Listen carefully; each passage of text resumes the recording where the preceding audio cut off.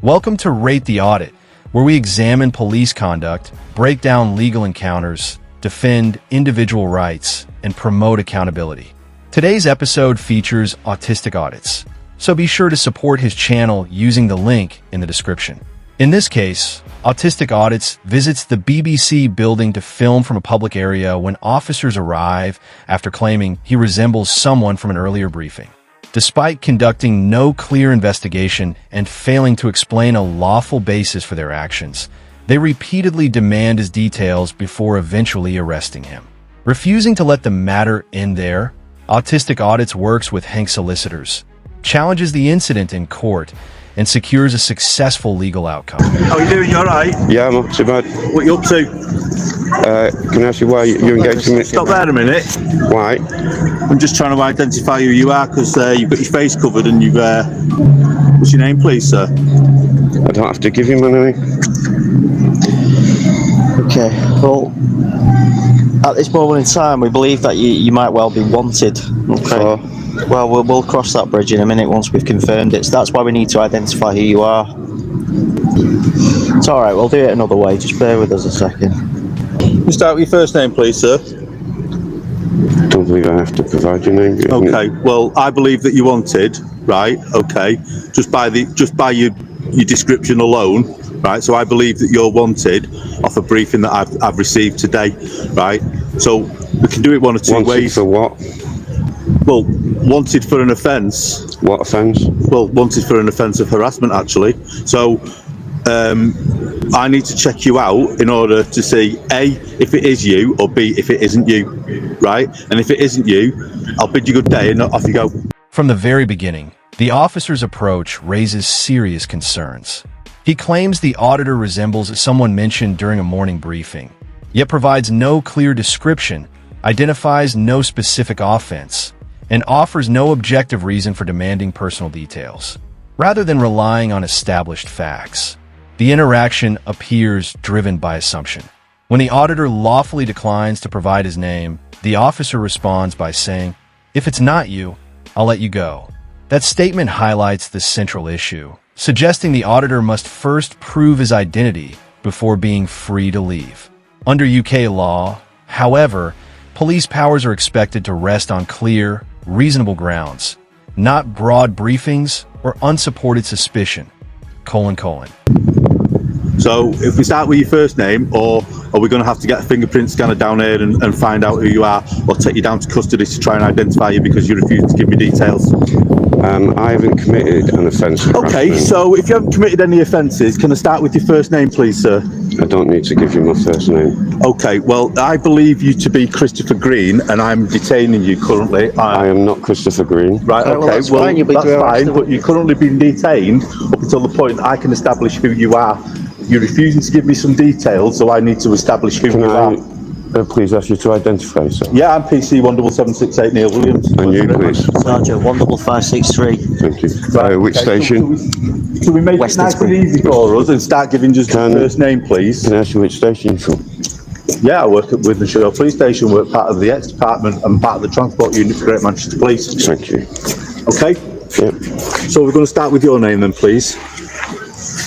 And if there's nothing wrong, then we'll send you on your way. When the officer confidently states, "I believe you are Christopher Green," despite the auditor calmly denying it, the focus shifts away from objective evidence and toward assumption. The auditor had shown no threatening or suspicious behavior and had simply chosen not to provide his name without a clear legal requirement, a right recognized under the law. Equally concerning is the officer publicly identifying the person they claim to be looking for. Under UK data protection principles, including the UK GDPR and the Data Protection Act 2018, personal information should be handled carefully, particularly when an individual's identity has not been confirmed. If the auditor had no connection to that name, publicly making the allegation could unfairly affect both the auditor and the person identified. Accurate verification should come before public assertions, not the other way around. It's not Christopher Green. Okay. 100 Alpha. And what is your name, please? And have you got anything to identify yourself? I don't believe I have to answer these questions. Right. You don't believe that you have to add, right, okay. Well, I believe you to be wanted, right? So make it easy for us. Give us your details, identify yourself, show me some identification. I don't believe I have to identify myself. Well, you do. We could arrest you, take you to custody and put you on a live scan machine. There's a necessity, if you're not giving your name and address, for us to verify who you are if we believe you to be wanted from the information we've got. So you can I don't have to do that. You've not provided me with any grounds for an arrest. Right, take your hands out your pocket so I can see them. I need to identify you.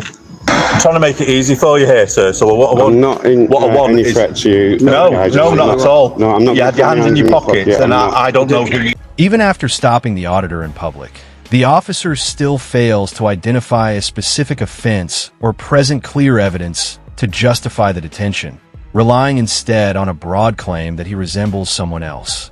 When the auditor calmly asks for the legal basis behind the stop, the conversation suddenly shifts to the fact that his hands are in his pockets rather than addressing the question.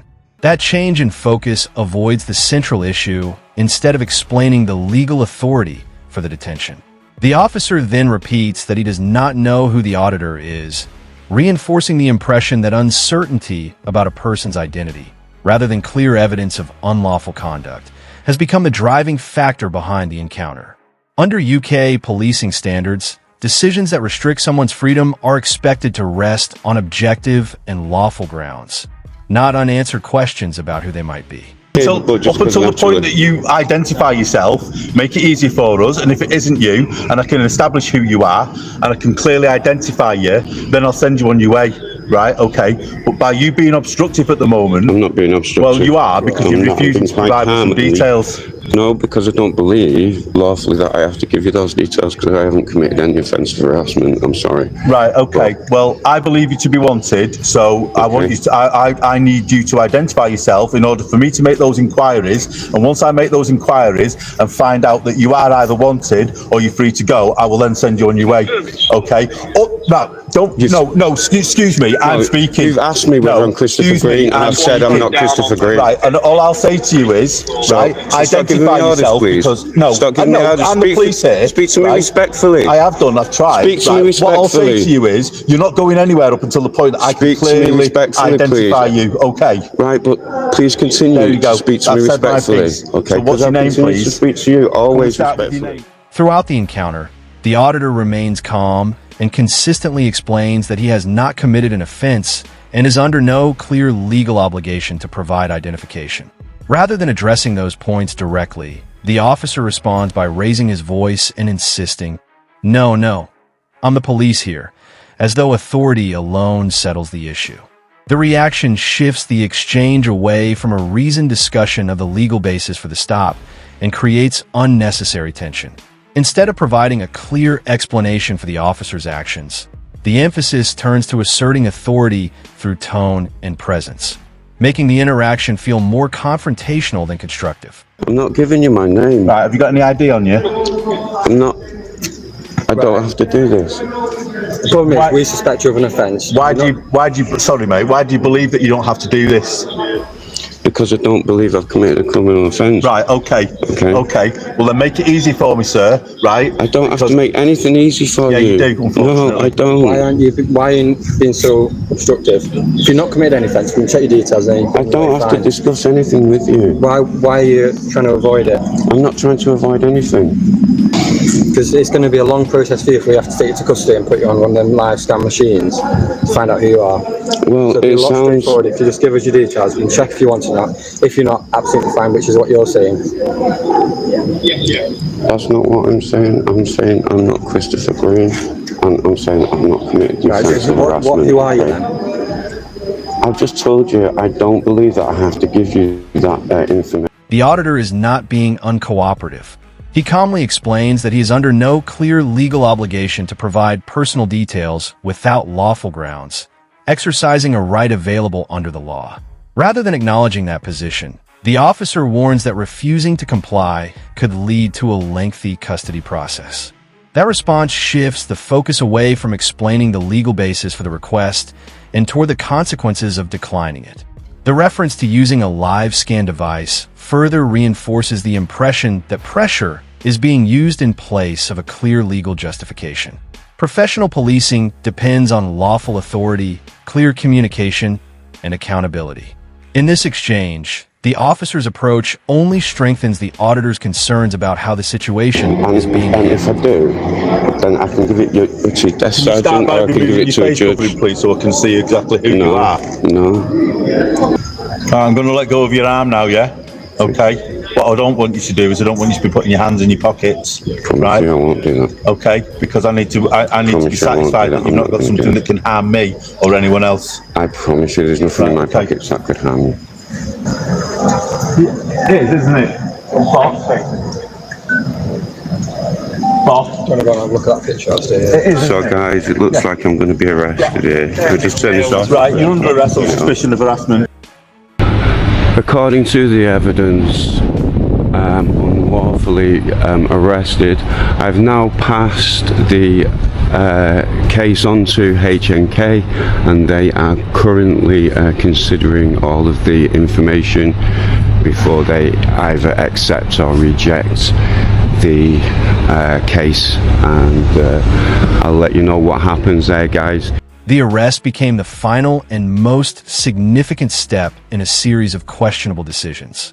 After repeatedly failing to explain a clear legal basis and continuing to press the auditor for personal details, the officers chose to make an arrest despite the absence of any clearly identified offense. The matter did not end there. With the support of HNK solicitors, the auditor challenged the incident through the courts and later confirmed that his legal claim was successful. That outcome serves as an important reminder that public authorities remain accountable for their actions. Throughout this encounter, Autistic Audits was peacefully filming outside the BBC building when officers approached, referring to a general morning briefing and suggesting he resembled someone they were seeking. Instead of carefully establishing the facts, they quickly focused on obtaining his identity. When he lawfully declined to provide his name, the officers relied on assumption rather than clearly explaining the legal grounds for their actions. The lead officer even identified another individual by name before confirming the auditor's identity, raising questions about whether appropriate procedures had been followed. As the auditor repeatedly asked for the legal basis behind the stop, the officers maintained their position instead of providing a clear explanation. The exchange became increasingly tense, with authority taking precedence over communication.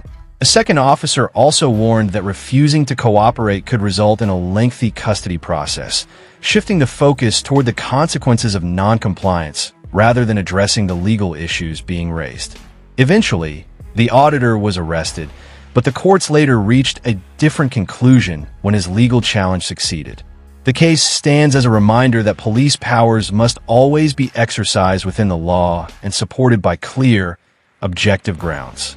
Professionalism, accountability, and respect for individual rights are essential to maintaining public confidence. That's all for today's episode. If you enjoyed this breakdown, don't forget to like, comment, and subscribe to support future content. Also, be sure to visit Autistic Audits through the link in the description and support his work.